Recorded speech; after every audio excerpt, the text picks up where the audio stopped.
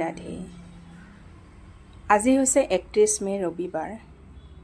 এই সময়খিনি যিহেতুকে মই আপোনালোকক কেইবাটাও ভিডিঅ' প্ৰস্তুত কৰি যুগুত কৰিছোঁৱেই। এই সময়খিনিত পুৰুষোত্তম মাহ বা উত্তম মাহ যিহেতুকে চলি আছে।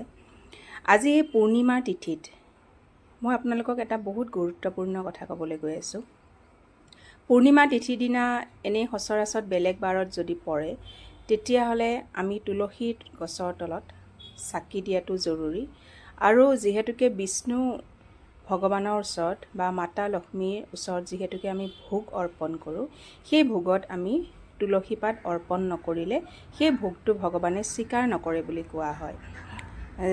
গতিকে এই হিন্দু শাস্ত্ৰ আৰু যিটো পৌৰাণিক কাহিনী আছে, তুলসী পাতনো আচলতে ৰবিবাৰ দিনাখন আমি কিয় ছিগিব নাপায়, মই তাৰ বিষয়েহে আপোনালোকক আজি মই কথাটো ক'বলৈ গৈছোঁ।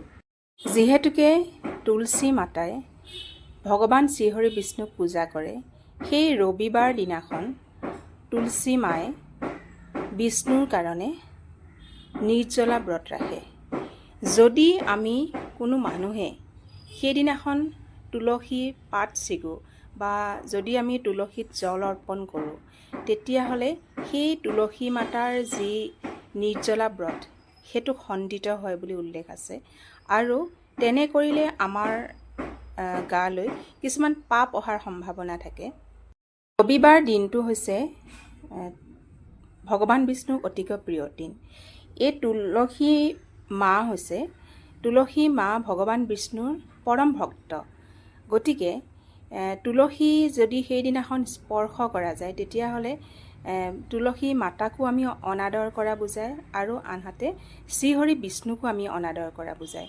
সেইকাৰণে হিন্দু ধৰ্ম আৰু শাস্ত্ৰবিলাকত এই কথাটো উল্লেখ আছে আৰু পৌৰাণিক কিছুমান কাহিনীতো এইটো উল্লেখ আছে যে আমি এই ৰবিবাৰ দিনাখন তুলসীক স্পৰ্শ কৰাটো অতিকে অশুভ। যদি কোনো লোকে ভোগ অৰ্পণ কৰিব বিচাৰে ৰবিবাৰ দিনাখন, তেতিয়াহ'লে আপোনালোকে শনিবাৰ দিনাই তুলসী পাত আপোনালোকে ছিগি থৈ দিব। আৰু তুলসী পাতৰ এটা মহত্ব আছে জানেনে? 11 দিনলৈকে তুলসী পাত কেতিয়া অশুদ্ধ নহয়।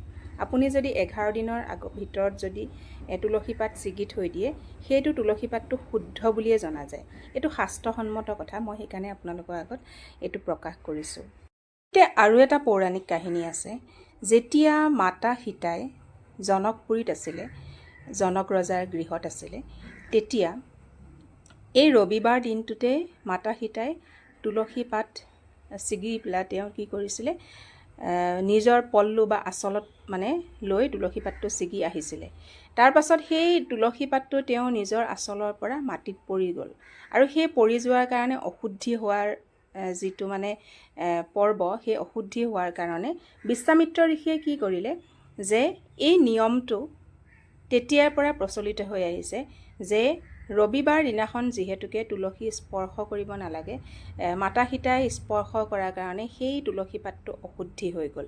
গতিকে সেই দিন ধৰি আজিলৈকে যিসকলে জানে, আৰু নজনাসকলৰ কাৰণে মই ভিডিঅ'টো প্ৰস্তুত কৰি দিছোঁ, জনাসকলে ৰবিবাৰ দিনাখন তুলসী স্পৰ্শ নকৰে।